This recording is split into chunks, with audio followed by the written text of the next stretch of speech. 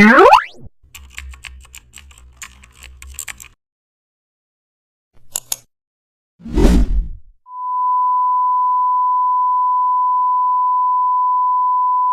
back to the channel, and don't forget to like, share and subscribe for more updates. Today we are diving into an exciting tutorial, how to make a glowing ink spell effect on portraits in Photoshop. Open your portrait and duplicate the layer. Use select subject to isolate the model and import an ink splash PNG and position it near the face. Set its blend mode to screen or lighting for blending. Now use mask to merge it smoothly with skin.